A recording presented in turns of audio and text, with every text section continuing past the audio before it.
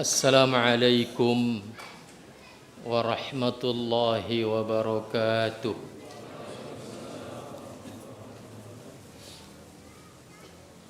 Innal hamdalillah nahmaduhu wa nasta'inuhu wa nastaghfiruh wa na'udzu billahi min shururi anfusina wa min sayyiati a'malina may yahdihillahu fala mudilla lah wa may yudlil fala hadiya lah ashhadu an la ilaha illallah wahdahu la syarika lah wa ashhadu anna muhammadan abduhu wa rasuluh.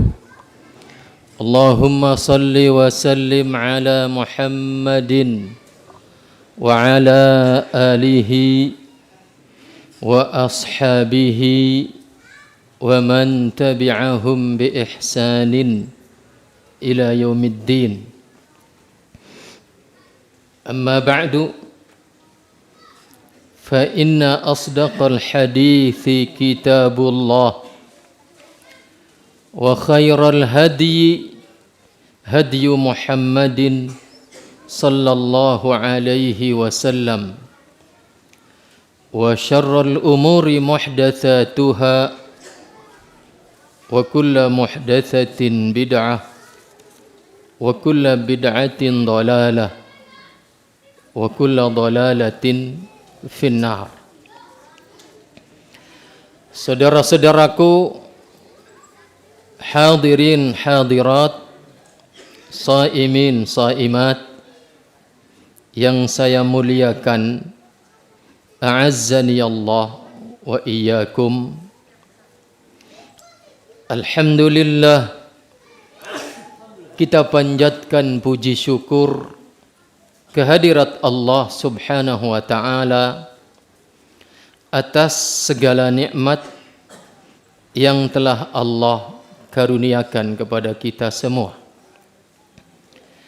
Salawat dan salam kita mohonkan kepada Allah Subhanahu wa taala agar senantiasa dilimpahkan dan dicurahkan kepada junjungan kita Rasulullah Nabi Muhammad sallallahu alaihi wasallam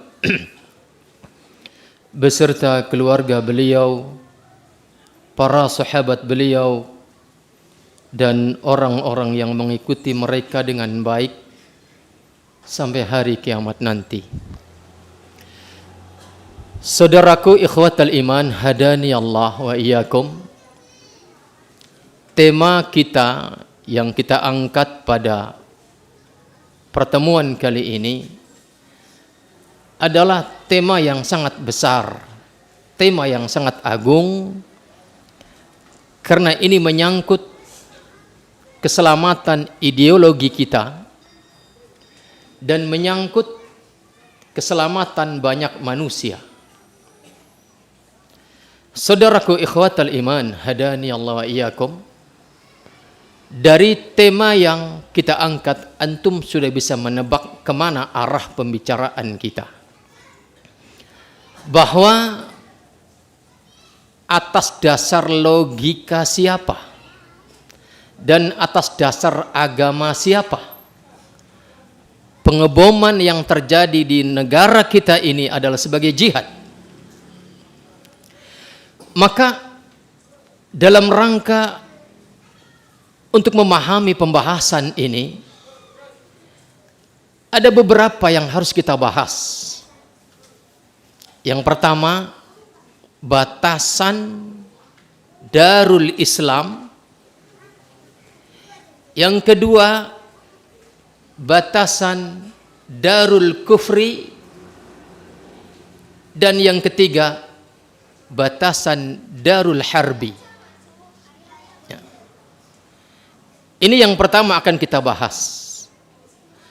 Apa batasannya sebuah negara itu dikatakan negara Islam? Apa batasannya semua negara itu dikatakan negara kafir? dan apa batasannya. Sebuah negara itu dikatakan negara peperangan. Dari memahami 3 keadaan sebuah wilayah itu, maka kita akan menjadi tahu apa yang harus kita lakukan dalam rangka hubungannya kita dengan negara dan dengan manusia yang lain. Saudaraku ikhwatal iman, hadani Allah wa iyyakum. Para ulama ahlus sunnah wal jamaah dari dulu sampai hari ini dengan redaksi yang berbeda tetapi memiliki pemahaman yang sama bahwa Darul Islam itu adalah sebagaimana dikatakan oleh Syekh Muqbil bin Hadi Al-Wadi'i. Beliau mengatakan bahwa Darul Islam fahiyal baladul lati ghalibu ahliha muslimun. Yang namanya negara Islam itu adalah negara yang mayoritas penduduknya adalah muslimun. Hatta walau kana al-hakimu isyrakiyan aw ladiniyan. Bahkan seandainya penguasanya itu adalah orang yang tidak beragama. Ya. Ini kata Syekh Muqbil bin Hadi Al-Wadi'i. Bahwa sebuah wilayah negara itu dikatakan negara Islam adalah ketika mayoritas penduduknya adalah muslim. Bahkan ekstrimnya seandainya penguasanya la qaddarallah, seandainya penguasanya tidak beragama. Ini kata beliau. Sedangkan darul kufri, kata beliau, adalah kebalikannya. Fahiyal baladul lati ghalibu man yaskunuha kuffarun. Yaitu sebuah wilayah negara yang mayoritas penduduknya adalah kufar, orang-orang kafir. Sedangkan Darul Harbi, kampung peperangan, negara peperangan adalah fahiyal balad allati bainaha wa baina al-muslimin harbun, yaitu negara di mana antara mereka dengan kita kaum muslimin sedang berkecamuk peperangan. Negara yang sedang berkecamuk dengan kita kaum muslimin, terjadi peperangan, maka itu adalah negara peperangan. Saudaraku ikhwatal iman, hadani Allah wa iyyakum. Tolong maju sedikit ya. Ada masih banyak teman-teman yang dari luar. Terus merapat ke depan.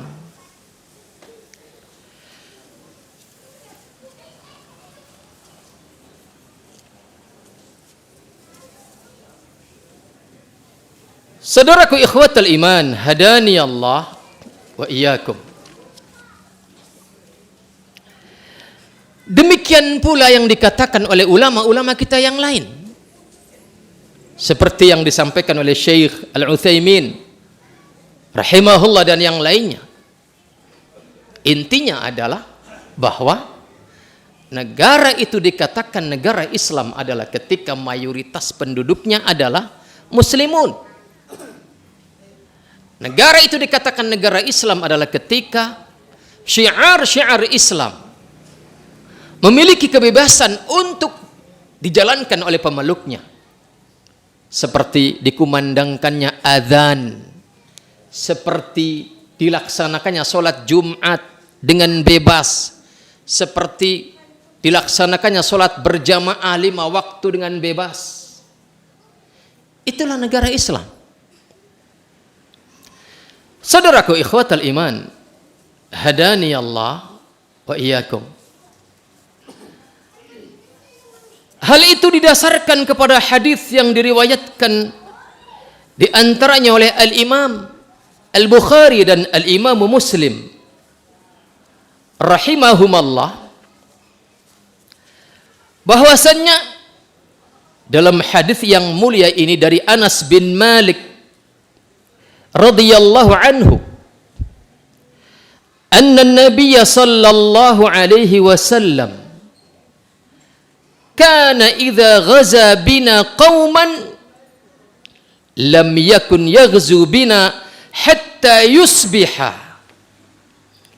wa yanduru fa in sami'a adhanan kaffa anhum wa illam yasma' adhanan aghara alaihim. Kata Anas bin Malik radhiyallahu anhu, beliau mengatakan, kami tidaklah maju ke medan peperangan bersama Rasulullah sallallahu alaihi wasallam, bahwa tatkala Nabi akan menggempur sebuah kaum, lam yakun yaghzu bina, kami tidak menggempurnya hatta yusbiha, sampai menunggu waktu pagi, waktu subuh. Wa yandur, kemudian beliau memantau. Fa in sami'a adzanan, jika target wilayah yang akan digempur itu Rasul mendengar dikumandangkan adzan, kaffa anhum, Rasul menahan diri, membatalkan gempuran kepada mereka. Hanya satu alasan, karena terdengar suara kumandang adzan. Wa illam yasma' adzanan, kalau tidak terdengar adzan, maka aghara alaihim, maka Rasul pun menggempurnya, menggempur wilayah tersebut. Saudaraku ikhwatal iman, hadani Allah wa iyyakum. Dari sini menjadi jelas apa status negara kita tercinta Republik Indonesia ini. Adzan dikumandangkan dengan leluasa, bersautan-sautan. Bahkan di rumah saya, sebelah saya, hanya berjarak 20 meter musola saling bersaut-sautan adzan. Kebangetan kan? Tapi itulah kebebasan yang terjadi di negara ini. Ya. Sholat Jumat dilaksanakan. Artinya dari sini, dari hadis yang diriwayatkan oleh Al-Imam Al-Bukhari dan Al-Imam Muslim ini, menjelaskan status negara kita ini adalah negara Islam. Maka selesailah kita tentang status negara kita ini adalah negara Islam. Maka kita tinggal berbicara orang-orang yang ada di dalamnya. Dan kita tinggal berbicara dengan orang-orang yang non-muslim yang ada di dalamnya dan yang ada di luar Indonesia. Saudaraku ikhwatal iman, hadani Allah wa iyyakum. Maka orang Islam yang ada di Indonesia adalah muslimun. Negaranya adalah negara muslimah. Sedangkan orang kafir yang ada di dalamnya, maka dalam tinjauan Islam, orang kafir itu ada 4 golongan. Ada kafir zimmi, ada kafir musta'man, ada kafir mu'ahad, dan yang keempat ada kafir harbi. Saudaraku ikhwatal iman, hadani Allah wa iyyakum. Fadilatul Syekh Muhammad ibn Salih Al-Utsaimin rahimahullah, di dalam kitabnya Al-Qawlu Al-Mufid ala Kitab Tauhid, jilid yang pertama, ketika beliau menjelaskan hadis Rasulullah sallallahu alaihi wasallam di mana Rasul bersabda, ijtanibu as-sab'al mubiqat, jauhilah oleh kalian 7 perkara yang membinasakan. Kata beliau, kenapa Rasul menggunakan kalimat ijtanibu? Karena yang namanya ijtanib itu menjauh. Dia sesuatu yang terlarang itu menjauh dari kita dan kita jauh dari itu. Tidak akan pernah berjumpa. Kata Rasul, ijtanibu as-sab'al mubiqat. Jauhi oleh kalian 7 perkara yang membinasakan. Yang salah satu dari 7 perkara yang kata Rasul membinasakan, yang kita diperintahkan untuk menjauhinya itu adalah membunuh jiwa, qatlun nafsi allati harramallah, membunuh jiwa yang mana Allah telah mengharamkan untuk membunuhnya. Saudaraku ikhwatal iman, hadani Allah wa iyyakum.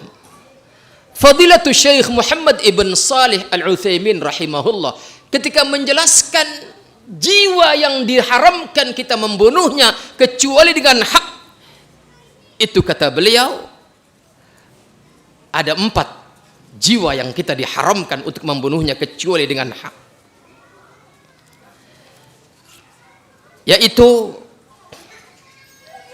yang pertama, nafsul mukmin, jiwa seorang mukmin.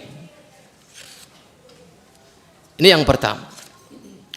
Kemudian yang kedua, az-zimmiyu, jiwa seorang kafir yang zimmi, yaitu seorang kafir yang numpang hidup di negara Islam dengan kewajiban-kewajiban yang ditetapkan oleh negara Islam yang harus dia tunaikan.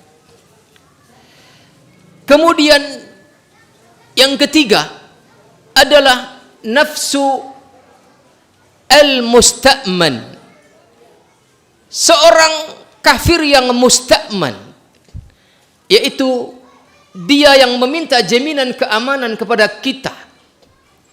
Jangankan dia minta jaminan keamanan kepada orang atas, elit dari kalangan umat Islam, bahkan seandainya yang memberikan jaminan itu hanya seorang muslim jelata, maka dia wajib diamankan. Kemudian yang keempat adalah al-mu'ahad, yaitu kafir yang sedang mengikat perjanjian damai dengan kita, maka kita tidak boleh merobek kesepakatan damai itu, tidak boleh mengkhianatinya. Dari 4 jiwa yang diharamkan untuk dibunuh kecuali dengan hak itu, 1 adalah jiwa yang mukmin, sedangkan yang 3-nya adalah 2, 3 dan 4-nya adalah kafir. Kafir zimmi, kafir mu'ahad, kafir musta'man. Semuanya haram kita usik. Haram kita usik darahnya, haram kita usik nyawanya, haram kita usik hartanya. Saudaraku ikhwatal iman, hadani Allah wa iyyakum. Maka mari kita soroti dari pemetaan manusia di hadapan Islam ini, bahwa dengan datangnya risalah Nabi kita Muhammad sallallahu alaihi wasallam, manusia terbelah menjadi 2.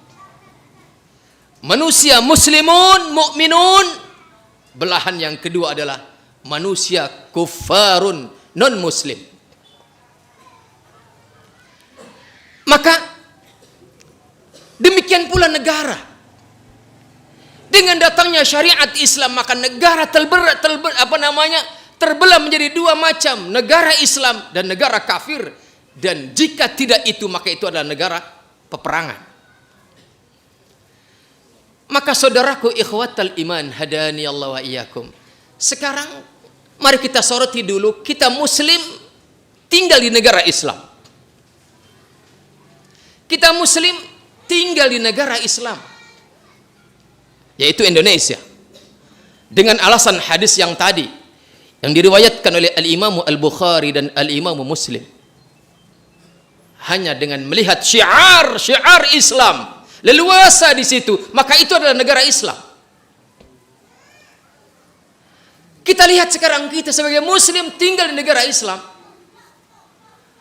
maka kewajiban kita adalah menjaga negara ini tetap sebagai kemuslimannya, menjaga negara ini sebagai tetap negara yang Islam, bahkan harus lebih baik daripada sekarang ini.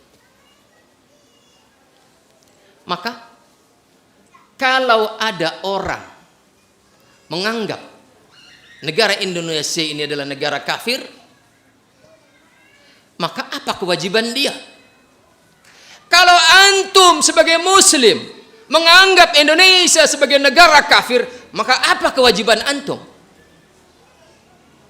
Maka landasannya adalah petunjuk Rasulullah sallallahu alaihi wasallam. Jika antum tidak sepakat apa yang dikatakan oleh saya bahwa negara Indonesia ini adalah negara Islam, jika antum tidak sepakat, antum mengotot dengan pendapat antum dengan mengatakan Indonesia adalah negara kafir, maka itu artinya antum hidup di negara kafir. Maka kalau benar antum muslim hidup di negara kafir, tengoklah petunjuk Rasulullah sallallahu alaihi wasallam, di mana ketika Rasulullah sallallahu alaihi wasallam telah berhasil membangun negara Islam yang bernama Madinah, maka Rasul hijrah ke Madinah.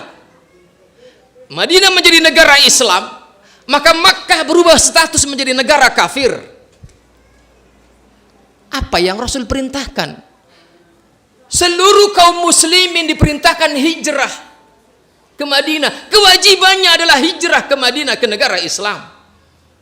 Sedangkan kaum-kaum yang lemah tidak berdaya untuk hijrah ke Madinah, maka Rasul tidak memerintahkan untuk menyebarkan teror di sana. Adakah satu keterangan yang Rasul menyerukan dari Madinah, wahai umatku yang masih menetap di Makkah, di negara kafir, maka kewajiban kalian adalah melakukan amaliyah teror di sana? Tidak ada. Maka jika antum sebagai muslim menganggap negara Indonesia ini negara kafir, hijrah antum, pindah dari sini. Sebagaimana dijelaskan oleh Syekh Al-Utsaimin rahimahullah di dalam kitabnya Syarah Riyadhis Shalihin, ketika menjelaskan hadis innamal a'malu binniyat dan seterusnya, ya, tentang hijrah, kata beliau, jika seorang muslim itu tinggal di negara kafir dan dia tidak mampu menjalankan keislamannya, maka dia wajib dia hijrah. Kalau dia seorang muslim tinggal di negara kafir tapi dia masih mampu menjalankan keislamannya, dia tetap diperintahkan dengan perintah sunnah, disunahkan dia hijrah ke negara Islam. Maka kalau antum, wahai kalian yang menganggap Indonesia negara kafir, hijrah, jangan di sini. Kemana? Mau saran saya? Ke laut saja. Iya, hijrah antum ke laut sana kalau ikut saran saya. Karena Rasulullah sallallahu alaihi wasallam ketika beliau sudah hijrah ke Madinah dan menegakkan daulah Islamiyah di Madinah, maka yang Rasul serukan kepada sahabatnya yang masih menetap di Makkah adalah bukan menyebarkan teror, tetapi diperintahkan untuk hijrah. Maka jelaslah sekarang betapa salahnya orang-orang yang menganggap negara Indonesia itu adalah negara kafir. Dia telah salah, dan kemudian ketika dia melakukan teror di mana-mana, meledakkan bom di mana-mana, ini kesalahan yang kedua, bahkan ini lebih fatal lagi. Kenapa? Karena ketika sebuah ideologi, ketika sebuah kebenaran, maka sampaikan kebenaran itu dengan pertimbangan benar cara menyampaikannya, benar isinya, benar niatnya, dan benar dampaknya. Ini paling tidak, jika antum memiliki keyakinan bahwasanya yang benar negara Indonesia ini adalah negara kafir, pertama sudah terbantah tadi dengan hadis Rasulullah. Yang kedua, tindakan antum menebarkan teror juga telah salah. Yang ketiga, antum telah salah dengan menebarkan pemahaman antum yang menurut antum benar tetapi dampaknya buruk. Karena suatu kebenaran itu, sampaikan kebenaran itu dengan cara yang benar, isinya benar, niatnya benar, dampaknya harus benar. Ketika hilang salah satu kebenaran dari sifat 4 kebenaran tadi, tunda. Contoh yang paling sederhana, Rasulullah sallallahu alaihi wasallam sesaat setelah Fathu Makkah, sesaat setelah Makkah direbut kembali, Rasulullah bersabda, kalaulah bukan lantaran mereka baru saja masuk Islam, niscaya Ka'bah ini ada satu sisi yang aku harus geser ke posisi semula yang dahulu dibangun oleh Nabiullah Ibrahim dan putranya Ismail alaihi wassalam. Artinya pada masa itu ada kesalahan berupa posisi Ka'bah yang tidak pada satu sudut yang dibangun dahulu oleh Nabiullah Ibrahim dan Ismail putranya alaihi wassalam. Dan Nabi Muhammad benar. Siapa yang meragukan benarnya niat beliau, tetapi karena beliau tahu dampaknya dikhawatirkan tidak benar, maka Rasul tidak melakukannya. Bahkan sampai hari ini dibiarkan seperti itu. Maka antum kalau ziarah ke Makkah, tengok Ka'bah dengan posisi makam Ibrahim. Makam Ibrahim itu batu di mana dahulu Nabi Ibrahim menjadikannya pijakan untuk membangun Ka'bah. Itu antara makam batu pijakan Nabi Ibrahim dengan Ka'bah itu jauh.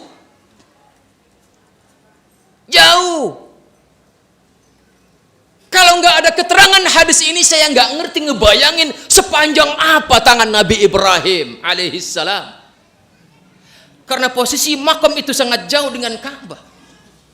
Ternyata sudut itu adalah bukan pada sudutnya yang dahulu dibangun oleh Nabi Ibrahim. Ka'bah pernah runtuh karena terjangan banjir, kemudian dibangun kembali oleh generasi berikutnya, yang salah satu sudutnya tidak pada sudut yang pernah dibangun oleh Nabi Ibrahim alaihissalam bersama putranya.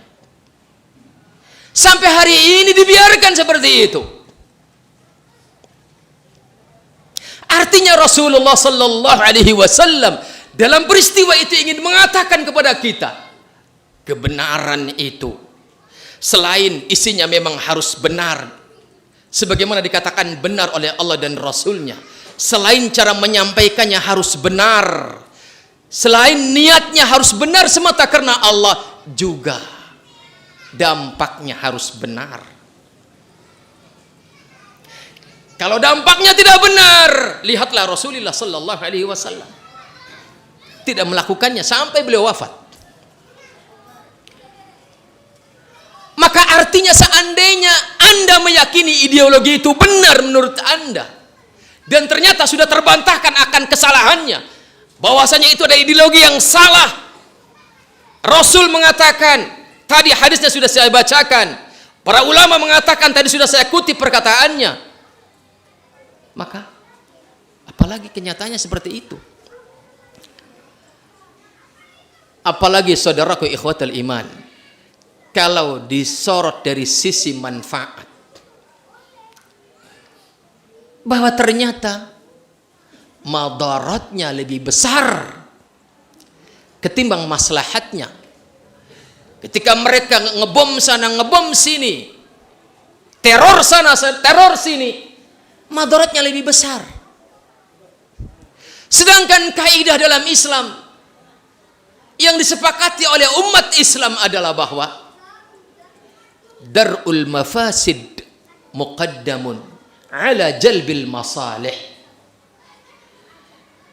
Menolak kerusakan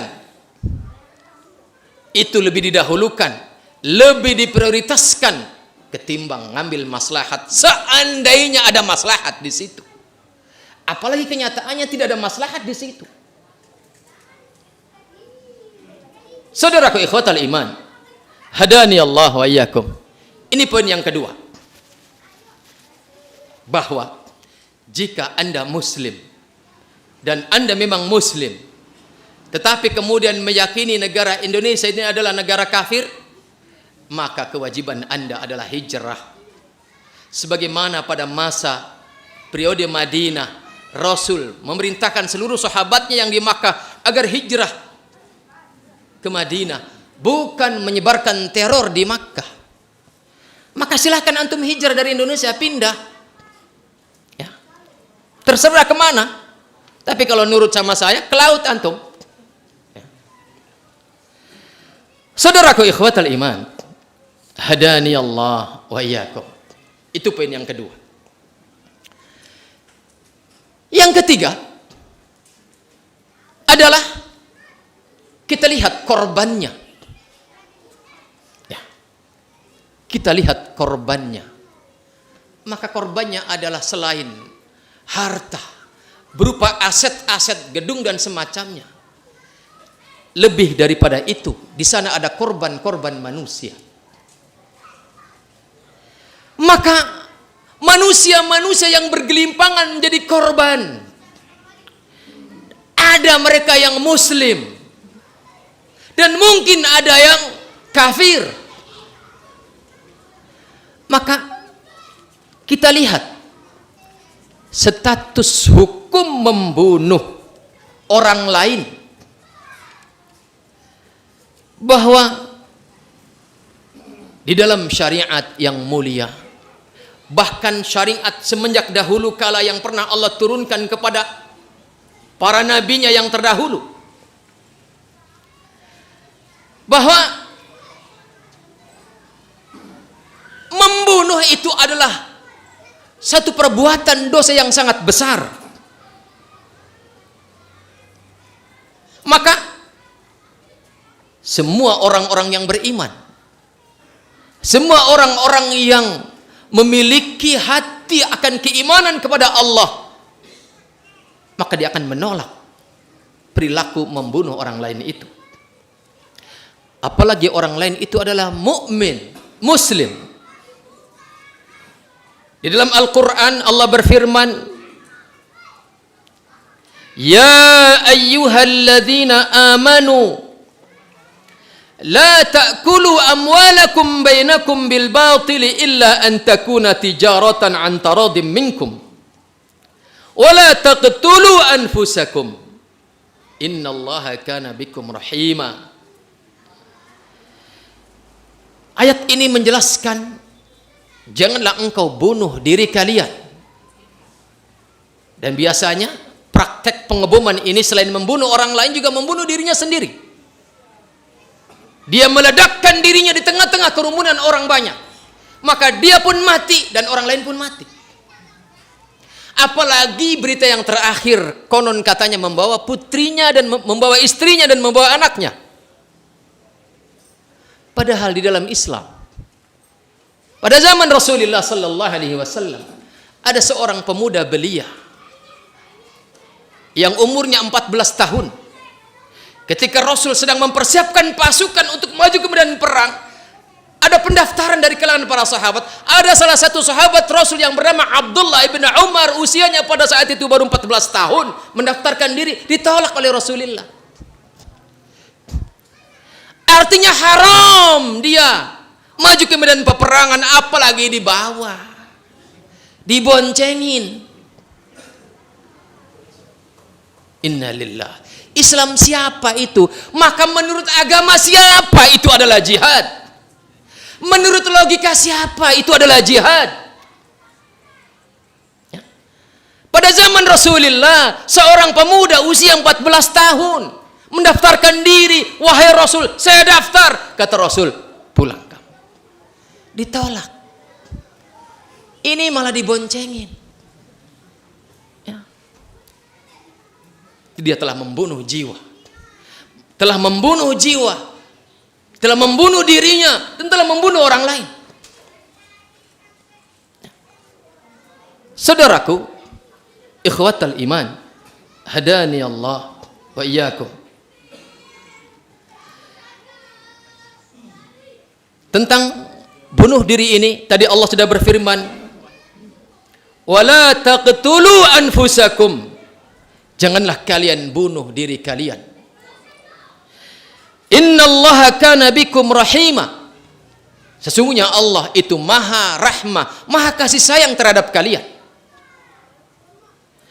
Kemudian di dalam hadis yang diriwayatkan di antaranya oleh Al-Imam Al-Bukhari, juga diriwayatkan oleh Al-Imam Muslim dari Abu Hurairah radhiyallahu anhu, tentang bunuh diri ini kata Rasul, man taradda min jabalin faqatala nafsah fahuwa fi nari jahannam yataradda fihi khalidan mukhalladan fiha abadan. Kata Rasul, barang siapa yang dari puncak gunung atau tebing kemudian dia melontarkan dirinya dan dia mati karena lompatan dia dari tebing ke dasar jurang itu, maka kelak nanti di hari kiamat, di akhirat nanti, di neraka jahanam, dia akan terus seperti itu, naik lagi, lompat lagi, mati lagi. Selamanya dia di dalam neraka itu seperti itu. Wa man tahassa summan, tentang bunuh diri kata Rasul, barang siapa yang menenggak racun. Racun itu enggak mesti racun tikus, ya kan? Bisa thinner dicampur alkohol, campur apa lagi? Obat nyamuk, apa lagi? Ditenggak. Kata Rasul, wa man tahassa summan faqatala nafsah, barang siapa yang menenggak racun dan kemudian dia mati, fasummuhu fi yadihi yatahassahu fi nari jahannam khalidan mukhalladan fiha abadan, maka dia di kiamat, di hari kiamat nanti, di akhirat nanti, tangannya menggenggam racun itu di dalam neraka jahanam, dia tenggak mati, hidup lagi, dia tenggak terus seperti itu. Saudaraku ikhwatal iman, hadani Allah wa iyyakum, seperti itulah siapa yang membunuh dirinya dengan cara apapun, dengan meledakkan bom dirinya ataupun dia menenggelamkan dirinya, maka itulah balasan dia nanti di hari kiamat nanti. Saudaraku ikhwatal iman, hadani Allah wa iyyakum, ini tentang bunuh diri. Sedangkan ketika korbannya orang lain, muslim, kita tadi sudah ada kronologi, negara kita adalah negara Islam, maka bla bla bla bla, kewajiban dia adalah kalau menganggap ini negara kafir, maka dia adalah harus keluar hijrah, bukan menebarkan teror, dan seterusnya. Korbannya dirinya bunuh diri berarti dia, maka atas dasar logika siapa dan atas dasar agama siapa bunuh diri itu adalah jihad? Sekarang kemudian korbannya orang lain, orang lainnya muslim. Maka saudaraku ikhwatal iman, hadani Allah wa iyyakum, Allah subhanahu wa ta'ala berfirman, wa may yaqtul mu'minan muta'ammidan fajaza'uhu jahannamu khalidan fiha wa ghadiba Allah alaihi wa la'anah wa a'adda lahu 'adzaban 'azima. Barang siapa yang membunuh mukmin dengan sengaja, barang siapa yang membunuh yang korbannya adalah seorang mukmin, dia lakukan dengan sengaja, maka balasannya adalah neraka jahanam, dia kekal di dalamnya. Allah murka kepadanya, Allah melaknatnya, dan Allah telah siapkan untuknya azab yang sangat agung untuknya, yang sangat pedih untuknya. Dan masih banyak ayat-ayat yang lain yang menjelaskan akan betapa perbuatan membunuh mukmin yang lain adalah satu perbuatan dosa besar. Saudaraku ikhwatal iman, hadani Allah wa iyyakum. Dan di dalam hadis-hadis yang sahih juga Rasul menjelaskan akan betapa perilaku membunuh kaum mukminin yang lain itu adalah perilaku yang sangat dimurkai oleh Allah Subhanahu wa taala. Bahkan sekedar indikator saja, sekedar indikator yang diduga kita akan membunuhnya, itu sudah diancam oleh Rasul. Kata Rasul, "Man hamala alaina silah falaysa minna." Barang siapa yang menghunus-hunuskan senjatanya kepada kita, sekedar menghunus pedang kepada saudaranya sesama mukmin, kata Rasul, falaysa minna, maka dia bukan bagian daripada kami. Apalagi sudah membunuhnya, apalagi dengan sengaja. Sekedar menghunuskan senjata kepada sesama muslim, kata Rasul, falaysa minna, dia bukan bagian daripada kami. Nah, kalau kita bukan bagian daripada beliau, bagian siapa? Na'udzubillahi min dzalik. Saudaraku ikhwatal iman, hadani Allah wa iyyakum. Dan dalam hadis yang lain Rasul bersabda, la yahillu damu mri'in muslim yashhadu an la ilaha illallah wa anni rasulullah illa bi ihda thalath. Tidak halal darah seorang muslim yang telah bersaksi bahwasanya tidak ada ilah yang berhak disembah kecuali hanya Allah, yang telah bersaksi bahwasanya aku adalah utusan Allah, tidak halal darahnya kecuali dengan 3 alasan. Yang pertama, an-nafsu bin nafsi, atas dasar qisas, dia telah membunuh, maka dibunuh lagi. Itu pun harus yang berwenang. Yang kedua, alasannya, az-zani al-muhsan, orang yang sudah pernah merasakan lezatnya hubungan suami istri atas dasar nikah yang sah, kemudian dia berzina dengan orang lain dan dia terbukti, maka dia dirajam sampai mati. Itu pun harus yang berwenang dan melalui pembuktian yang panjang. Dan yang kedua, al-mufariqu lidinih at-tariku lil jamaah, yaitu orang yang murtad, keluar dari Islam. Hanya itu alasannya. Ya. Saudaraku ikhwatal iman, hadani Allah wa iyyakum. Apalagi kata Rasulullah, la zawalud dunya ahwanu 'ala Allah min qatli mu'minin bighairi haqqin. Kata Rasul, seandainya dunia ini semuanya runtuh, seandainya antum runtuhkan seluruh dunia dengan kekuatan antum, itu perkaranya lebih sederhana di sisi Allah ketimbang antum membunuh satu orang mukmin tanpa hak. Padahal secara logika, betapa jahatnya orang yang melakukan kerusakan dunia ini, apalagi seluruhnya.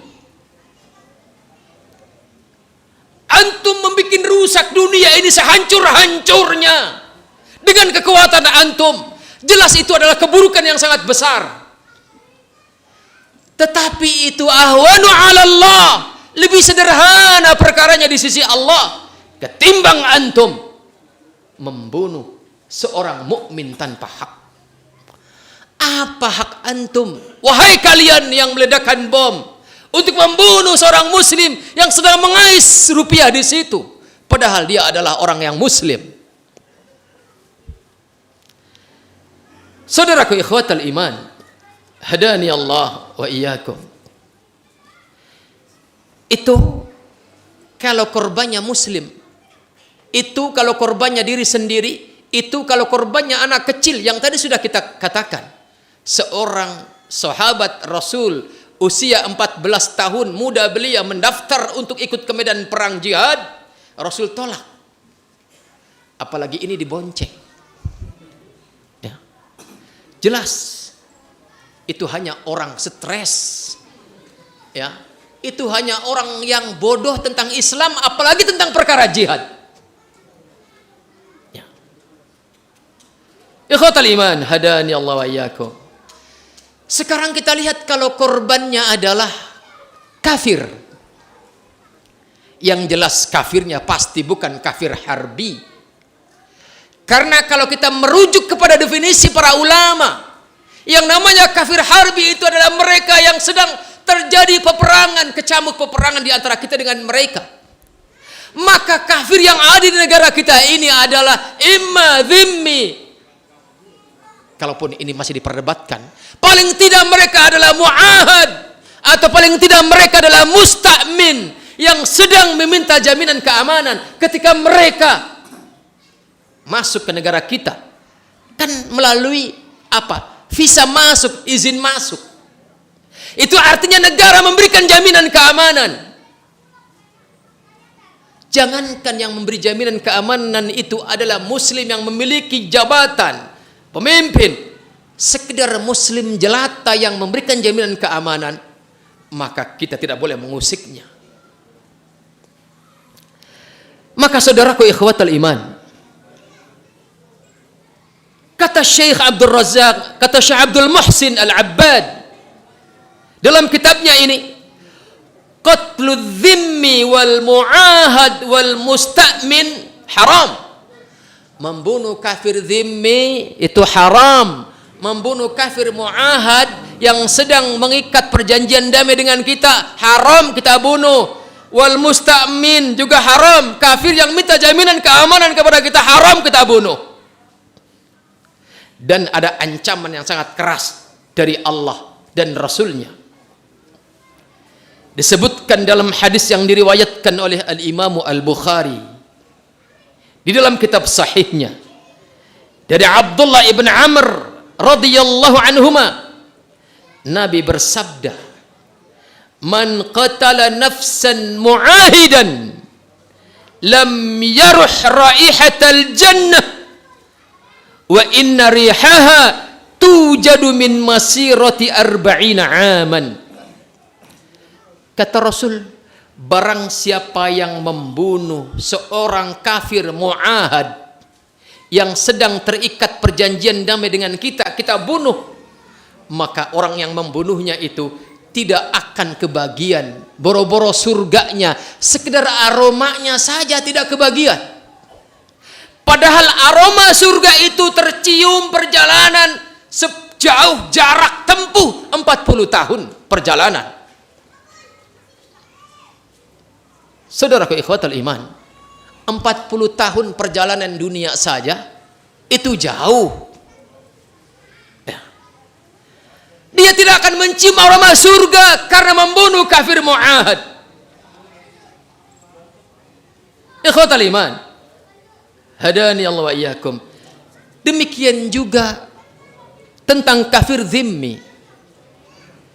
Kata Rasul, man qatala qatilan min ahli dhimmah lam yajid rihal jannah wa inna rihaha la yujadu min masirati arba'ina aman. Barang siapa yang membunuh kafir dhimmi, maka dia tidak akan kebagian mencium aroma surga Padahal aroma surga itu jarak tempuhnya baru tercium setelah sejarah perjalanan 40 tahun.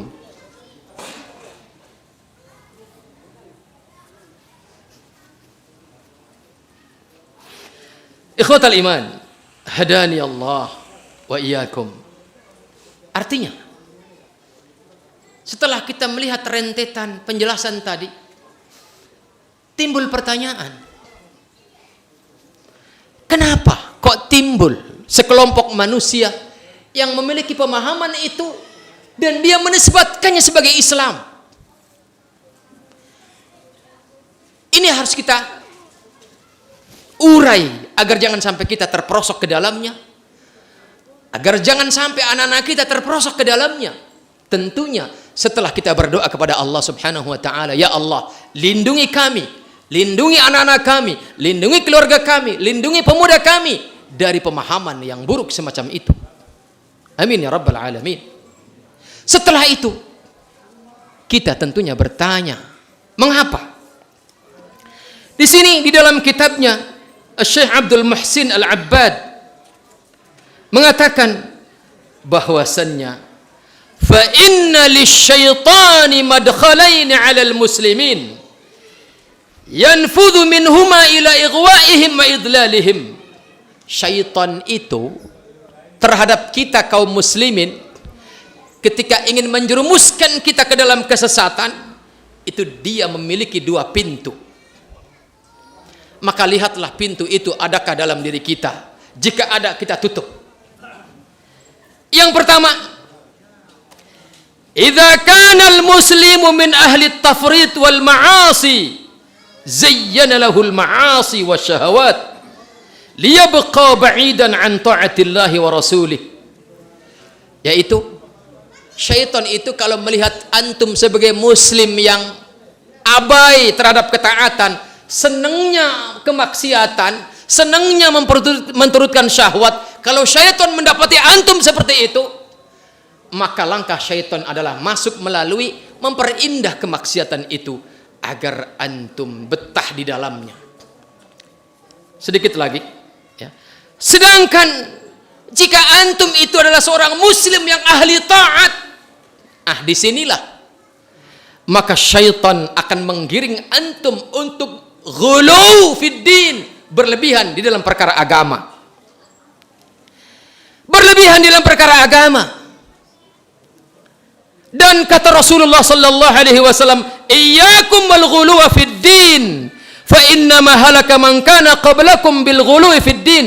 Jauhi oleh kalian perilaku ghulu, berlebihan dalam beragama. Sesungguhnya yang membinasakan orang-orang sebelum kalian adalah lantaran mereka ghulu di dalam perkara agama. Dan biasanya orang-orang yang ghulu itu adalah, pertama, usia muda, itu condong dengan semangatnya, dengan sedikitnya pengalaman hidup, dengan kepemudaannya, dia condong kepada semangat yang luar biasa, potensi terperosok dalam ghulu. Yang kedua, dia menjauh dari para ulama, menjauh dari orang-orang sepuh, dari kalangan para ulama, dari kalangan para kiai. Dia menjauh dan tidak menerima pendapatnya.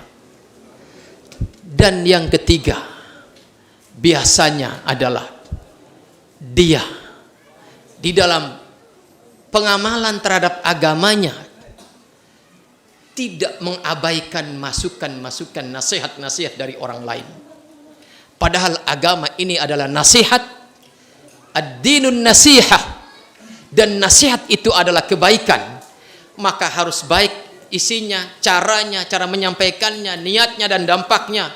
Dan orang yang tidak mau memberi dan tidak mau menerima nasihat, maka seolah dia tidak memiliki agama, karena agama adalah nasihat. Maka saudaraku ikhwatal iman, janganlah kita ghulu di dalam beragama. Bagaimana caranya? Maka pelajarilah Islam dengan manhajnya para salaf yang saleh, dan ada pembimbing dari kalangan para ulama. Karena kalau tidak ada bimbingan dari para ulama, kita potensi terperosok ke dalam perilaku ghulu di dalam agama. Semoga bermanfaat. Subhanakallahumma bihamdika asyhadu an la ilaha illa anta astaghfiruka wa atubu ilaik. Assalamualaikum warahmatullahi wabarakatuh.